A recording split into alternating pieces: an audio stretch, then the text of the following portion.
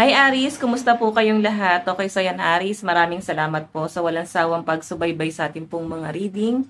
And kung ikaw ay bago pa lang sa ating channel, mag-subscribe na po kayo. Then, i-click mo na rin yung ating notification bell para lagi kang updated sa ating mga bagong upload.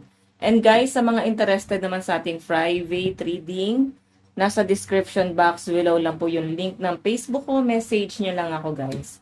So by the way, tignan natin ano ba yung mga possible na kaganapan sa inyo this week. Okay, so ito muna guys yung gagamitin natin.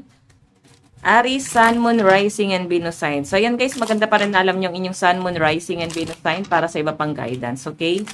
Aries, Sun, Moon, Rising, and Venus sign. Okay, reading po para kay Aries ngayong week na to, Spirit Guide.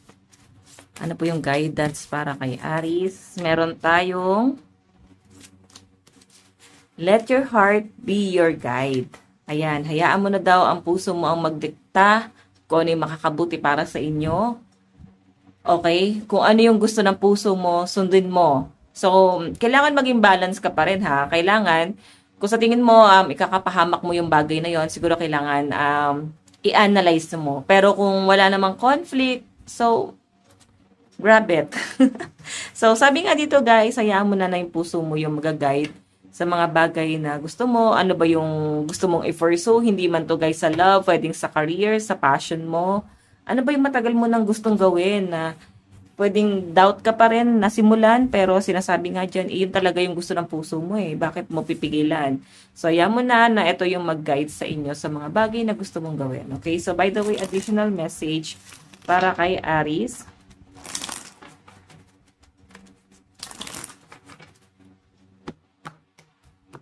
Aries, Sun, Moon, Rising, and Venus sign.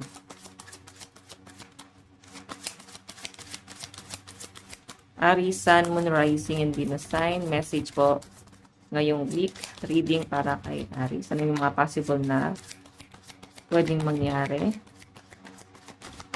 Oh. Revert. So, ito guys, Ace of Raindrops, Ace of Cups. Ang ibig sabihin yan, parang something na binubuhay ka ulit. May bagong cycle na nangyayari sa buhay mo. So, ibig sabihin, inaalis ka na dun sa old cycle. Okay? Nandito ka na sa bagong cycle.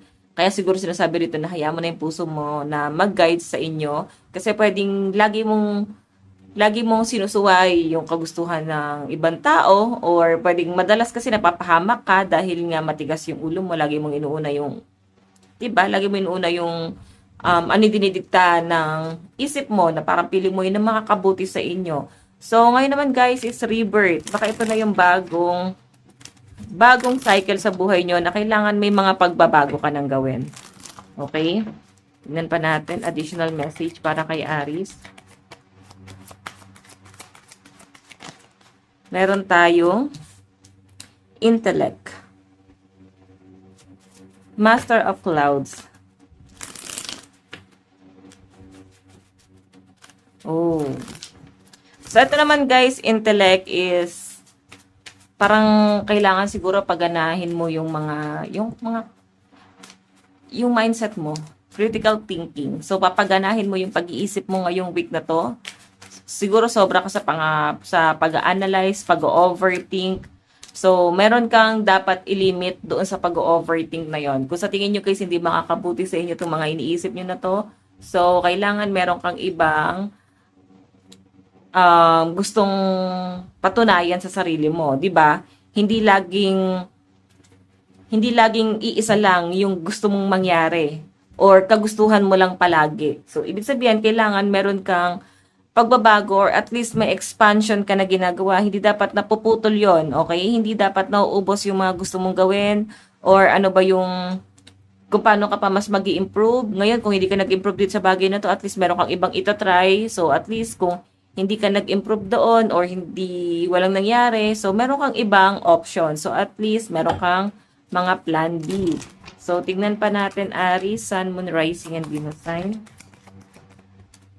Meron tayong seek truth. So, may nakikita ako dito possible na katotohanan na mabubulgar sa mga Aries. Or, pwedeng, ayun, the hermit kasi, may mga pagninilay-nilay kayo, meron kang pilit na inaalam, or merong something dito na nagiging palaisipan sa inyo, guys, no? Parang hindi natatapos yung ano na yon, yung puzzle na yon. Meron kang parang sinosolve na puzzle, tas hindi mo alam kung saan mo siya hanapin. So, parang siyang, parang pulis lang. May mga inaano ka, inaalam ka. Okay, o aalamin. Parang may nawawalang memory na pilit mong inaalala. Parang ganun yung nasasagap ko dyan. Or may nangyari dito, guys, na parang itinago sa inyo na parang pilit mong inaalala. So, meron tayong security. So, ito naman, guys, security na to, pagdating naman to sa source of income mo. So, I think gusto mong i-secure yung financial mo. Gusto mo talaga na ma-secure ang inyong future. Ito yung mas parang mas nilulook forward mo or at least ipa-prioritize mo ngayong week na to.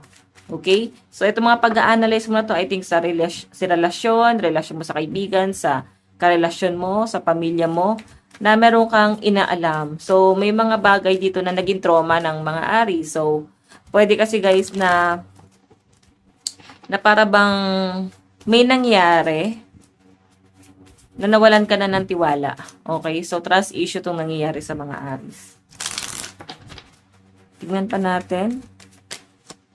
Meron tayong fulfillment. So, ayan. 10 of Cups kasi guys, family yan. So, maging thankful ka sa family mo kasi nandyan pa rin sila pa rin yung nakakasama mo, sila pa rin yung parang tumutulong sa inyo, at least nag-guide sa inyo.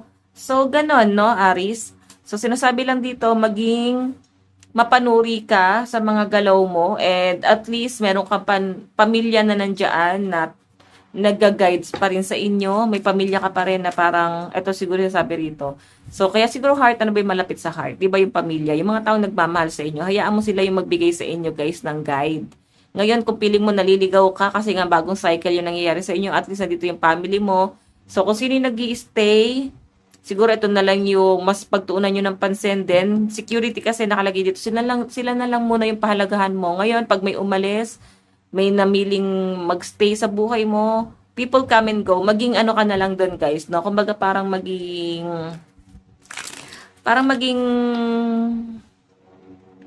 neutral ka doon sa bagay na yon. Parang di pantay to. Ayan, maging neutral ka doon sa mga nangyayari na yan, okay? So, at least, walang pressure, no? So, additional message. Meron tayong The Journey. Ayan, may travel ka ba na possible na maganap ngayong week na to? May nakikita akong travel sa mga Aris. Biglaan. Or pwedeng pinag-iisipan mo, parang gusto mo mag-travel mag-isa, gusto mo muna mapag-isa. So, kung sisimulan mo siya, kung paplanuhin mo talaga siya ngayong week na to, is possible nga na makuha mo yan. Okay? Kumbaga parang may improvement na mangyayari dyan sa bagay na yan. Advice para kay Aris. Oops. Wait lang, guys. Cleansing water. Purification activates vibrant life force. So, yan. At least mag-cleanse ka ng ambience mo, di ba? Sa bahay nyo. So, mag-sage ka. Ayan. Tignan mo kung magkano ba ang sage ngayon sa ano, sa mga online shopping, no? So, at least meron ka lang ginagawa na pag-cleanse or pwedeng sa sarili mo naman. Pwede naman guys yung rock salt, no? Pag maliligo ka, maglagay ka ng rock salt sa pampaligo mo. Then, yung pambanlaw mo na is yung natural na, yung wala ng rock salt. At least may cleansing ka na ginagawa. So, Aris, ito lang po ang inyong reading. Maraming salamat po. God bless and love you all. Bye-bye.